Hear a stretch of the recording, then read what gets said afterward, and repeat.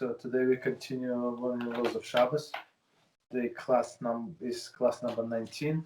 We start with Sefer Chofetz Chaim.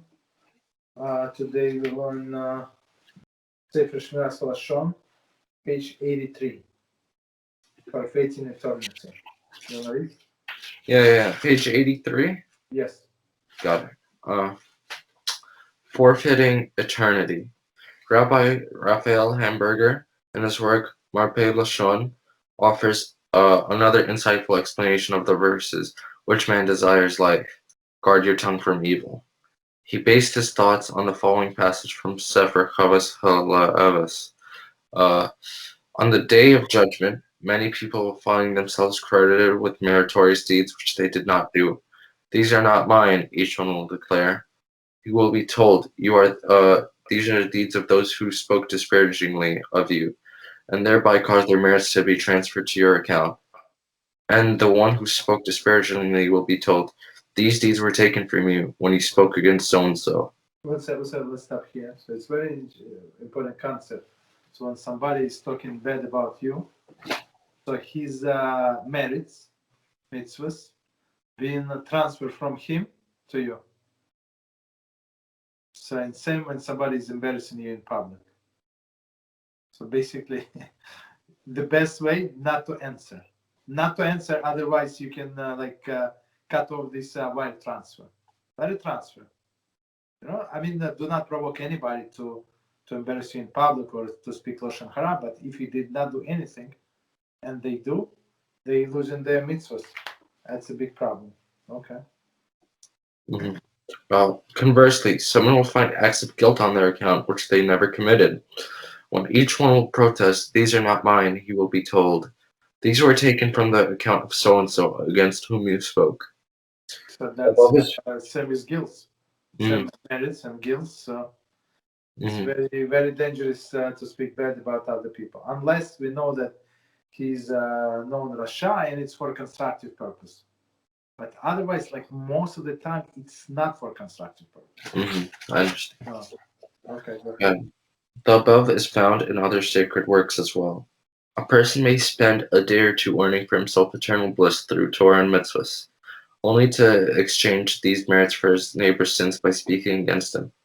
A few more days might go by as he accrues more reward, only to lose it all in the same manner which another opportunity for evil talk comes his way.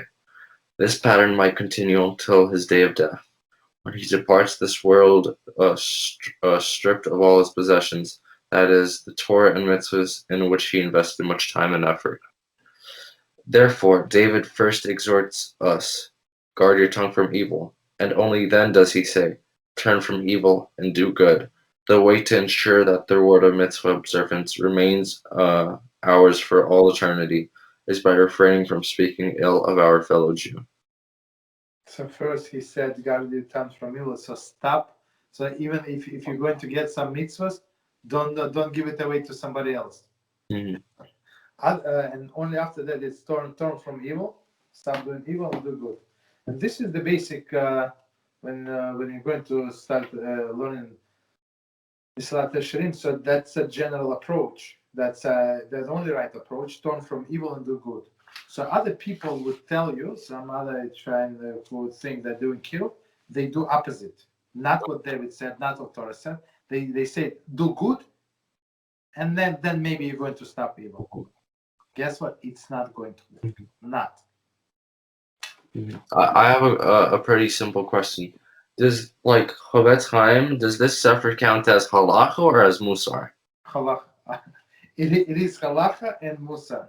Got it. It's one of these combinations. Same as we if you start reading Rambam. Rambam is halacha, and the same is musar. So it's one of these combinations. So this the next book that we're going to read, it's pure halacha. So sometimes it's a little dry, but it's a little maybe boring at some time. But without halacha, there is no person is not going to get a place in Olam Haba for sure. Okay, so we continue with how to renouncing melachas, and we are on the first one that we started. It's writing.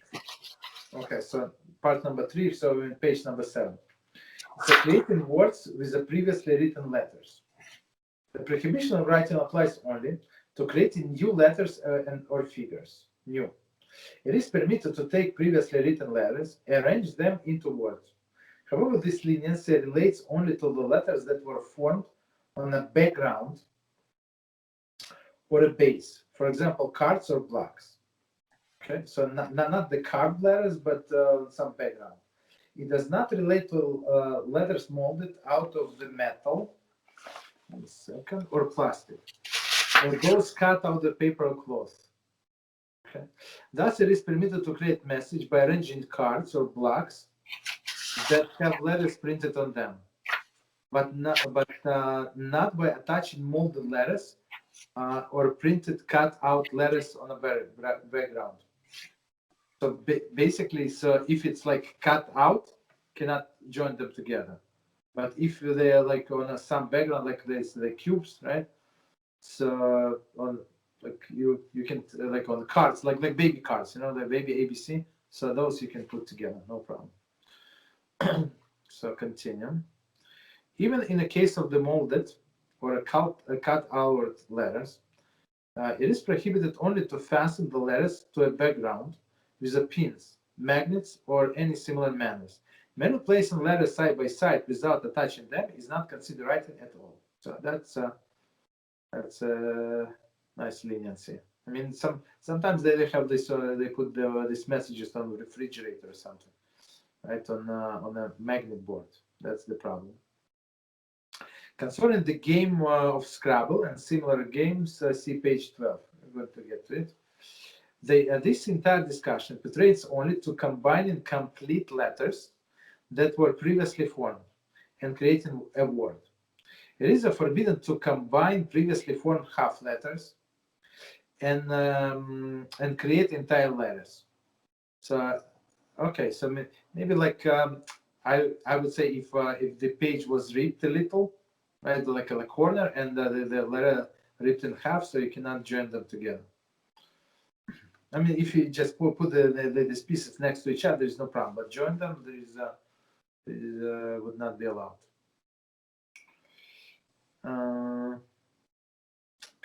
Just one second. It is similarly forbidden to place two halves of the picture together.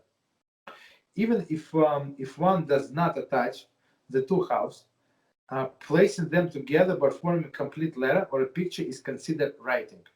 So no attachment, just placing them together. However, so basically all of these puzzles and all of these things, go into this. However, if a letter or a picture is recognizable through one of the parts, it is permitted to place the other part next to it, even though it enhances the appearance. So that's a little leniency. So meaning you can figure what like even without this small corner or like side. So then it would be allowed. Okay. So I love this book because it has this practical application. So we see exactly how it applies. Okay, number 4, practical application. A, books stamped on the edge. So I'm not sure if you ever seen like on a library books, like Brooklyn Public Library or whatever. Okay, according to some poskim, if book has words or letters stamped on the edge of the pages, it is common with the library books. One is forbidden to open or close the book, and thereby break apart or combine parts of the letters. Others dispute this rule and contend that since the book is meant to be open and closed constantly, doing so does not qualify as erasing or writing. So basically, the first opinion said, so if you open the book, it's like you're erasing. So it was the complete words and you're erasing letters, half of them, or partly, right? When you combine, when you close the book, it's like you're writing. So the second opinion said there is no problem. Okay, let's see. This is much the same with the opening and closing doors or windows, which do not consider to be violations of melacha of building, bonnet, and demolition. So it's there. So one of the things that we cannot do on Shabbat is break things and construct things, build. So they say when you open the window, you're not breaking the house, right? That's how that's how this window operates. That's normal way of using window, right? You're not breaking the house. Or when you close in, it's not like you're building the house.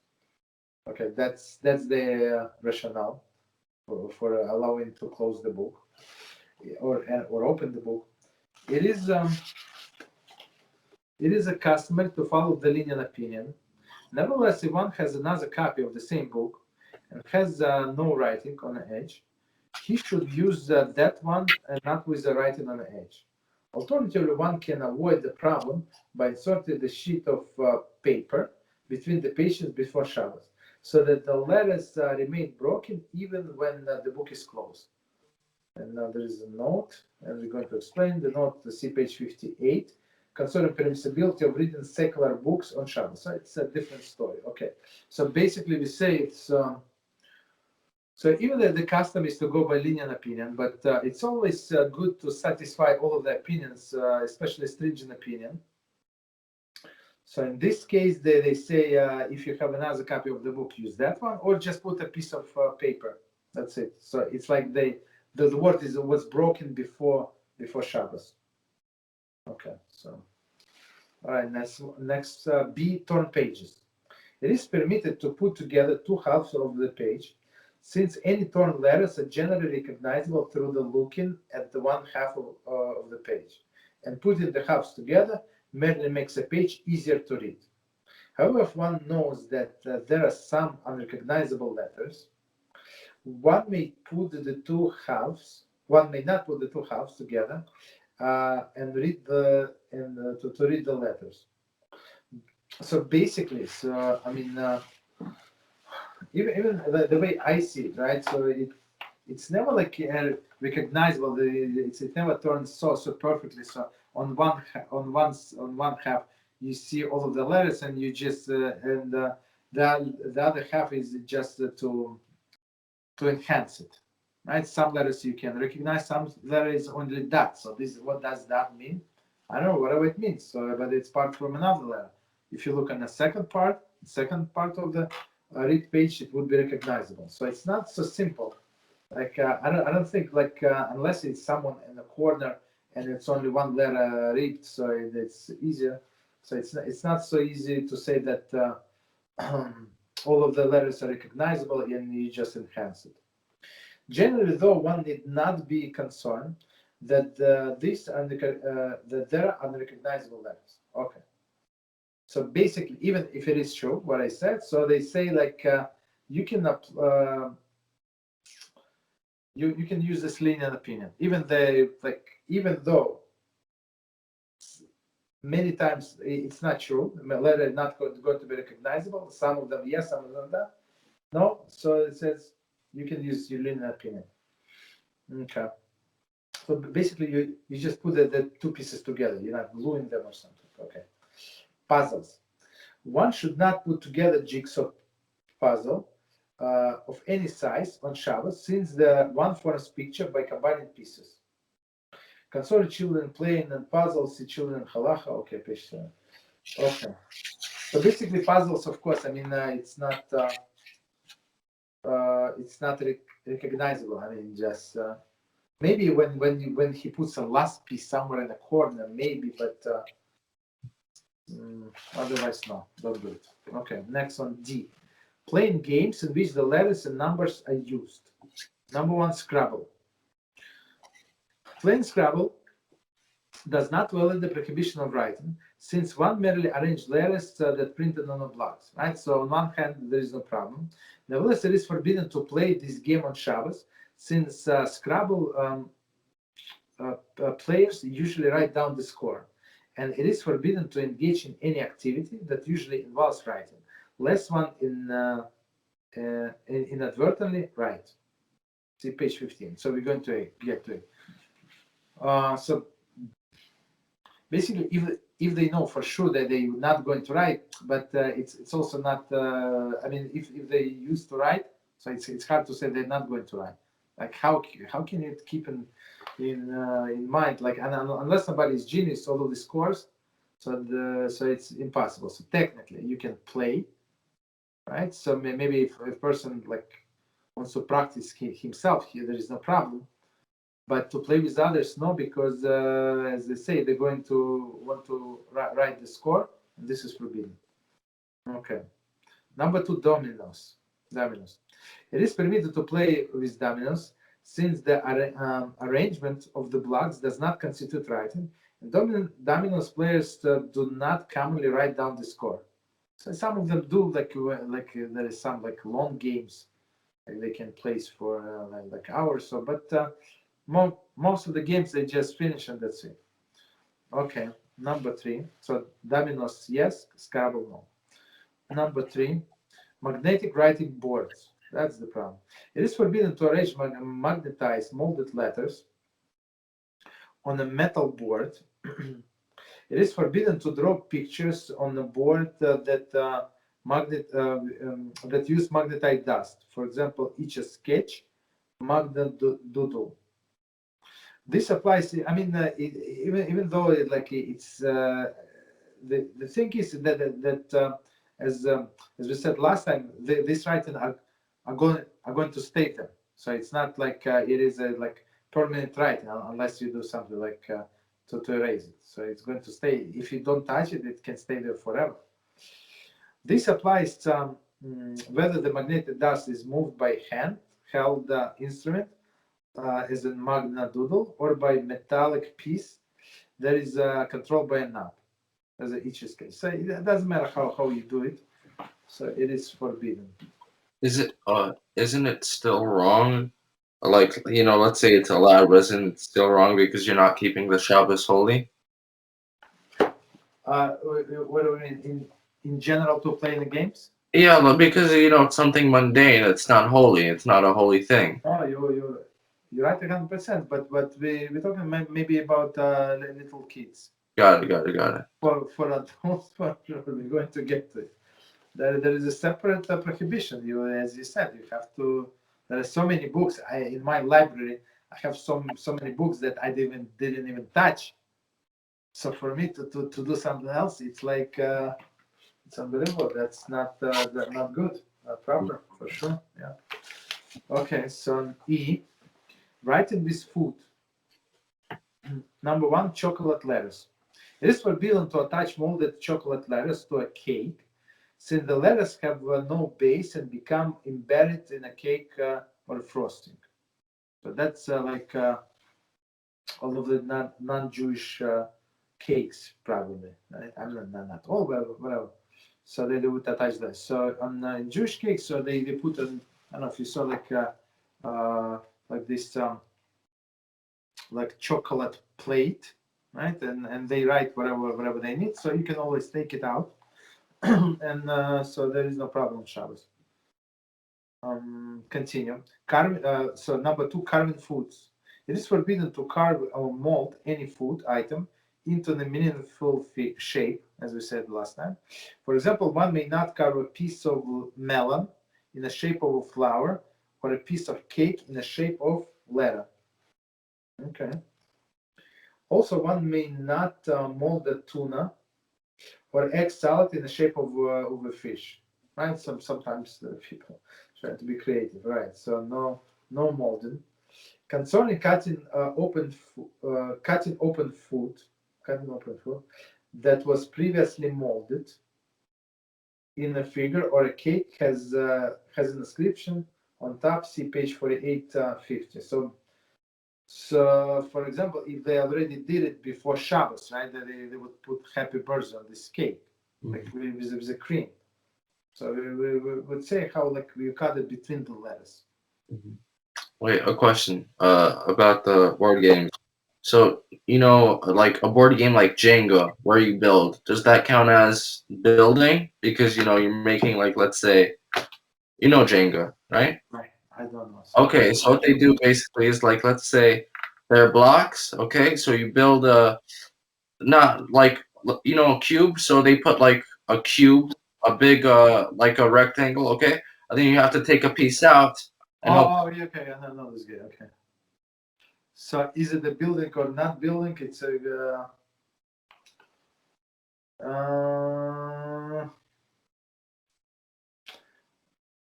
Looks to me, it's not building because they're not attached.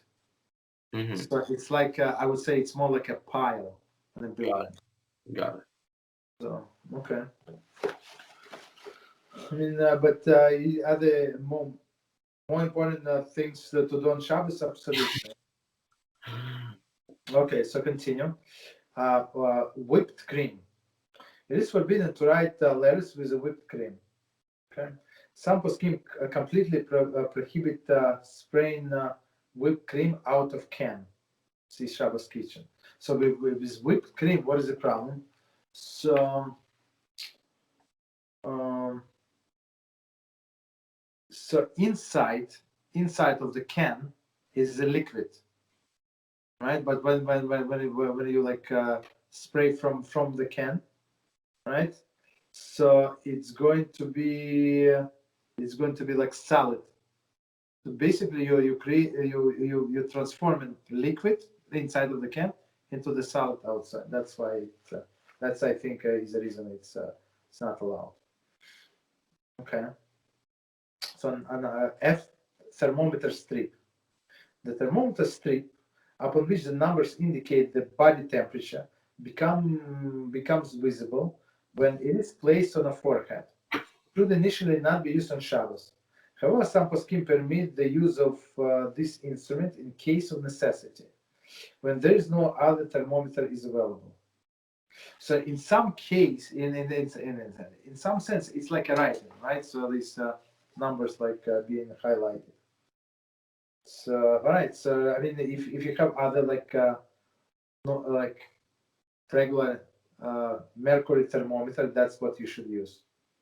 But if not, better use this thermometer strip than any like electronic ones. Like I mean, if it's for a child, if it's danger for life, but basically, like it should be one regular like mercury in the house. Okay. Next one, G, combination locks. It is permitted to open combination lock that has several rotating wheels and required to form a word in order to open. So I used to have this lock a long time ago. This is not considered writing since the letters are being formed. Well, they're being formed, and the wheels were previously affixed. So basically, it's like they on separate blocks that we can say they don't touch each other. So that's no problem. Okay, continue. Writing in snow or mud. It is forbidden to write in snow or mud or to mold them into figures. Snow or mud, okay. However, it is permitted to walk on the snow or mud with shoes that have words protruding from the heel, even though the heel will create intended words on the snow or mud, right? So if you have like brand name or the size or whatever you have like on the bottom of the sole of the shoes. So I mean, when you walk, it's going to be a print, but there is no problem. Okay, continue. I, last one. It says hospital admission. One who needs to be admitted to a hospital on Shabbos may not sign any admission forms. However, if the hospital staff refuses to admit, so most of the time, so they would refuse to admit, right? Refuse to admit the patients without a signature, or a patient needs a surgery, and doctors will not perform unless consent form is signed. One is signed in unusual fashion. There is a right-handed person should sign with the left hand, or vice versa. The ambidextrous person should hold the pen with a point to the back, and his of his hands while signing. So basically, if you are right-handed, sign with the left hand. If you can write with both hands, there are many people like that. So you just put like hold it by the end. Like that's not how you usually write. All right. Wait. So let's say you're right-handed and you write with your left hand. Isn't writing with the left hand a rabbinic prohibition? Yes, Right? yes, yeah. Just making sure. It's already unusual, like, wait, you usually don't write with the left. Got it. Okay, so chapter number 2, activities prohibited because they might lead to writing. Might lead. Okay. So that's what you spoke many times. That's a fence around the fence. So our sages were allowed to build the fence, so we don't come to writing, right? And then to desecration of any Shabbos halacha. Okay, so it says, as a safeguard against the possibility of person writing on Shabbos, the sages prohibited performance of certain activities that often leads to writing. These activities are borrowing articles for a long term. So when you borrow, when somebody borrow article for a long term, so people usually write down, right? So he said he's going to give it back to me in 9 months. On this date, 9 months. So I have to write down. Okay. B, transferring ownership of any item.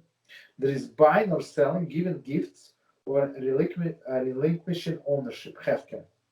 So we don't give gifts or like transfer ownership. So gifted that it's a transfer in ownership, right? It was mine. I give it to you, so it's not yours. So Wait, not let's say if there was no rabbinic prohibition for number B, you're allowed to buy and sell ownership, for example. You're allowed to do that. no, but that's the prohibition, right?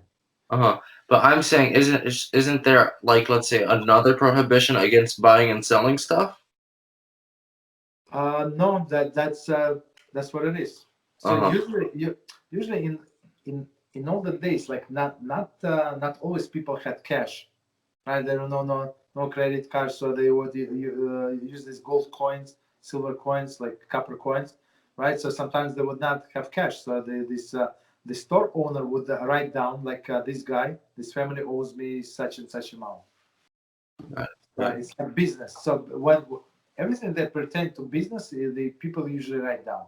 So you have all the documentation, right? Understood. That's exactly the root of this prohibition. So see, measuring and weighing. Okay. So the guy measures. So now he needs to know like how much is it. So he has to multiply by how much is a pound. Okay, stuff like that. D, the issue of judicial ruling. So a judicial ruling, always the person has to write write a note, right? And then not a note. This judge has to write explanation why he passed this ruling. Okay. And E, earning money. Okay. Okay. So we'll discuss the first 4 issues in this chapter, and we'll devote separate chapter to the subject of earning money. Okay, so first, number 1, borrowing for a long term. The Mishnah Shabbos 148 states, a person may borrow from his fellow pitcher of wine or pitchers of oil, provided that he does not say to him, lend me. Okay, that's Mishnah says. Okay, the sages forbade the borrower to use the expression lend me out of the concern that the lender might draw up a note recording this loan. However, the sages allowed the borrower to say different word, hashki eleni, which another way of saying lend. So you see, in English it's lend me or lend me. So, but in Hebrew there are different words. Okay. The difference between these two expressions is that halveini connotes a loan that is not due to repayment for at least 30 days. Halva refers to hashvileini, connotes a loan that can be reclaimed by a lender at any time. She'elo. Okay. So 2 types of loan. One is short loan, meaning that he can ask any time, and one is a long term, like 30 days or more. The sages were concerned that a lender. So when I know that that it's only a few days, I can come to him on Tuesday to claim my item. There is no problem. I'm not going to write it down. I remember, right? So, but if it's 30 days from now, I might be tempted to write down because I might forget, or more than 30 days. Right? That's the rationale. The sages were concerned that the lender responded to request, Alva'a, might be inclined to make a record in his loan term for this loan term to ensure that it would not be forgotten. So he would be like afraid that maybe I'll forget, right, and write it down. And they therefore forbade the use of the expression alvein, okay, when borrowing the commodities on Shabbos. They allowed the use of expressions. Second one, hashvi leini, because when this expression is employed, the lender will not find necessary to record the loan, since it can be reclaimed. He can reclaim this item after a short term. Okay, so that's the difference. Okay, Paskim say that it is forbidden to use the use expression halveini, even if one stipulates explicitly that the loan will be for a short term. So in general, this word means long term. So even if you say the halveini for I don't know, for 3 days, still not allowed. Obviously, these nuances of expression are peculiar to the Hebrew language. In language such as English, in which the expression lend me can refer either long-term or short-term loan, one may not use this expression when borrowing from for a short term. So long-term is not allowed, short-term is allowed, right? You need whatever you need, napkins on Shabbos, so you came to your neighbor, or whatever you need, wine, whatever you need from him, right? So you're allowed for short term. The only permissible language for borrowing commodities on Shabbos is please give me. Please give me. To indicate that he is seeking to borrow the items and not to keep it. Okay.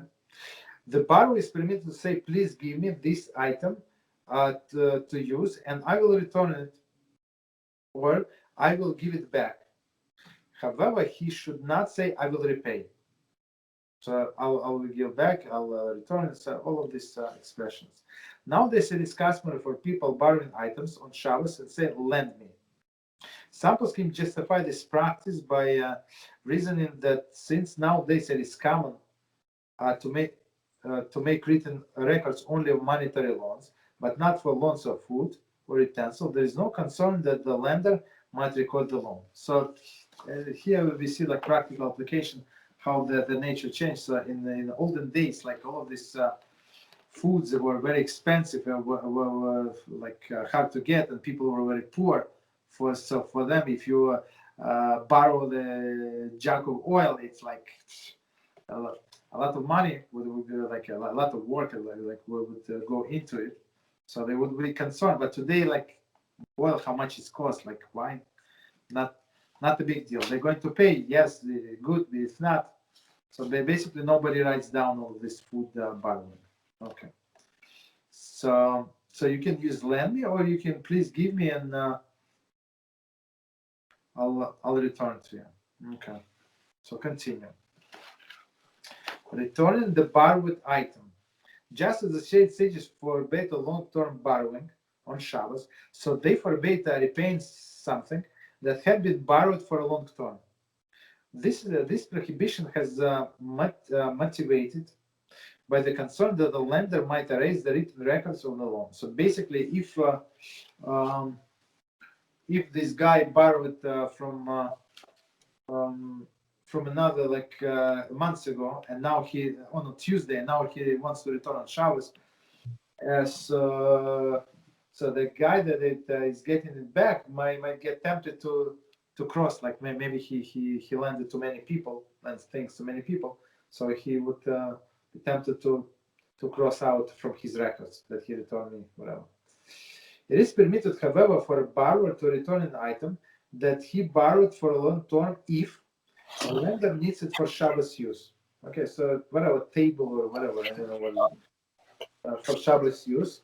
And B, the borrower does not say, I'm repaying you, but say, I'm returning to you. I'm returning your item. Okay.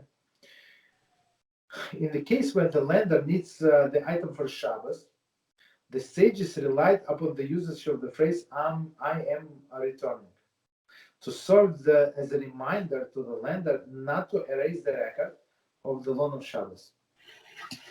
So that's so basically one of the prohibitions that we have in Torah. We cannot put a stumbling block before a blind. So we cannot do something that would make him to do aware.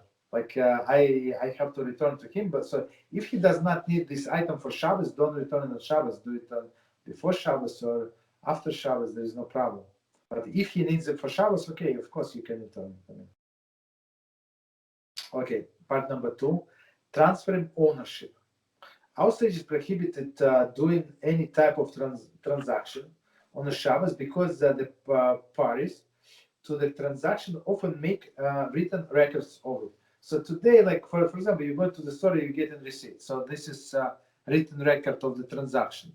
In olden days, they would write maybe in a journal like you bought 5 pounds of potatoes, let's say. Right?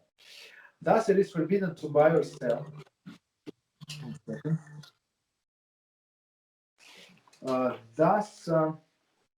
It is forbidden to buy or sell, as well as rent or lease any article. So no business transactions. So they comes out actually from this halakha. It is forbidden to give the gifts on Shabbos, since the transfer of ownership has the nature of transaction. So I mean, what is the difference? You give a gift or you sell an item. So the only difference is money. Otherwise, everything is the same. It was in your possession. You give something to me. Now it's my possession. You agree? I mean, that's the only difference. So since it looks like a transaction, so sages actually prohibited. Many poskim rule that it is similarly forbidden to relinquish ownership of an item on Shabbos by declaring the hefker ownerless, since this too is somewhat like transaction. Let us elaborate on each of these points. So basically, hefker, for example, I have a chair, right, and I don't need this chair. So basically, I put it outside and I say, and I declare very loud, it is hefker. So basically, whoever wants to come and take it, they can take it, or I can take it myself. Right? So it's not, after I said it, it's not mine. So it's a person who takes it first. Okay. A, buying and selling. It is forbidden to buy or sell on Shabbos, even for the sake of, next page, a mitzvah. For example, when Erev Shabbos when Erev Pesach falls on Shabbos, it is forbidden to sell one's home to a Gentile on Shabbos, as it was this year, right?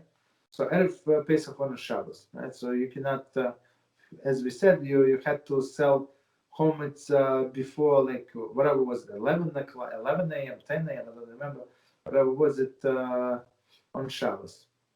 Oh, no, on Friday. Okay, so you're not allowed to sell on Shabbos, even though it's not Pesach yet. Similarly, it is forbidden to perform any redemption of the firstborn, Pidyon Haben, on Shabbos, since this resembles buying and selling.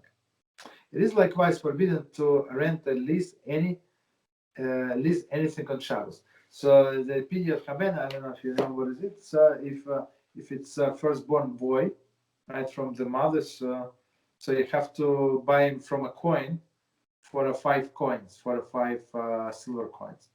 Nice, very, it's a nice mitzvah. Okay. Or they say likewise forbidden or rent or lease anything on Shabbos. Continue. The prohibition of buying and selling pertains even to items that are needed in honor of Shabbos. There is, however, a permissible method of obtaining from a store an item that one needs for Shabbos. The following are conditions. So basically, maybe the owner of the store is not Jewish, so he's allowed to be open on Shabbos. So and in all of this, in the religious neighborhoods, all of these non-Jewish Koreans or Muslim sellers, they know exactly what to. They know exactly the drill. Rabbi, It's 9:58. Do you have another lesson? No, I don't. Okay. It will move to early time. Okay, so yes. Okay, so continue the occupation by. Okay, so the following conditions. A. One may not mention any expression of commonly associated with buying and selling. Okay, so let's say you go to this guy. He's a Korean. There is no problem to get things for him. So, but you cannot pay. All right. So there is no talk about money or mention buying and selling. And B, one may not take any mention of payment, not make any mention of payment. Okay, to clarify. Okay, so he's not talking about any expression about commonly used associated with buying and selling. And B, one may not make any mention of payment. Okay, to clarify. One may not mention any expression commonly associated with buying and selling. This means that one may not mention that he needs a product of certain value or weight. For example, one may not say, please give me $5 worth of candy. Cannot say that, right? Or please give me a pound of nuts. So like all of the measurements are not allowed. Since this expression are commonly used in relation to sale. The mention of certain values or value is known as halakhic literature as shem damim. And the mention of certain ways is known as shem midah. Okay, so basically we cannot use value or weight. Okay, so the mention of weight is forbidden, even if the item was prepackaged according to weight. Okay, so basically, there is a 1 pound bag of nuts, for example. So still you cannot say you can ask for 1 bag, but not for a 1 pound bag. Thus, one may not say, please give me 1 pound box of chocolate, but must say, please give me a box of chocolate. So basically, whatever is there, I do not care. I just need 1 box. That's it. The proper way to request a large volume of certain items is to mention the exact number that one needs. For example, one should say, please give me 10 apples, or please give me 2 cluster of grapes. Thus avoided any mention of the value or weight. So of course, I mean, it's I don't know what happens. Like it's if you don't have any other food to eat, that's the only like you can resort to. But otherwise, don't do it. Number 2, one may not make any mention of payment. There is one may not say, I will pay for the merchandise after Shabbos. So that's also not allowed. So basically, in other words, you should go and take this item only from a person that was prepared before Shabbos, that like being in a religious neighborhood for a long time, and he knows the drill, and he's not going to ask you for money, right? However, one is permitted to tell the shopkeepers, I will come to turn with you after Shabbos.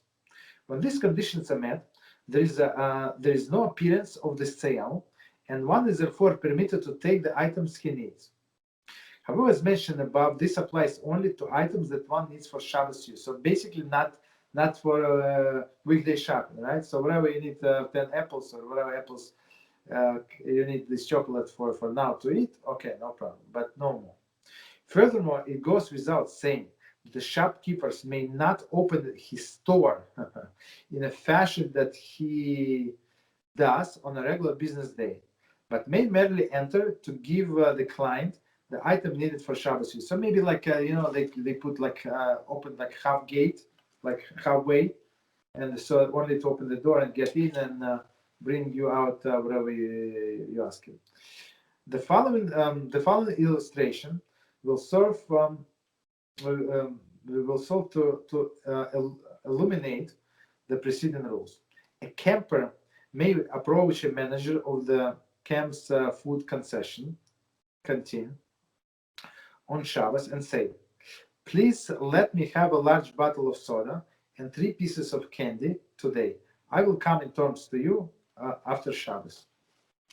So you want to stop here or continue? Tell me. Stop?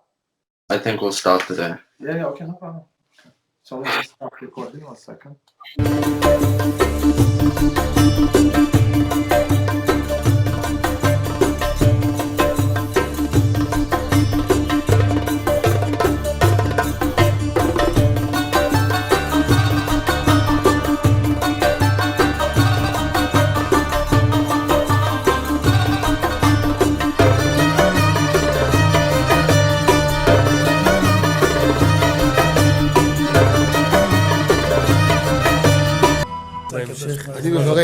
אני מברך את הרבנים, רגע.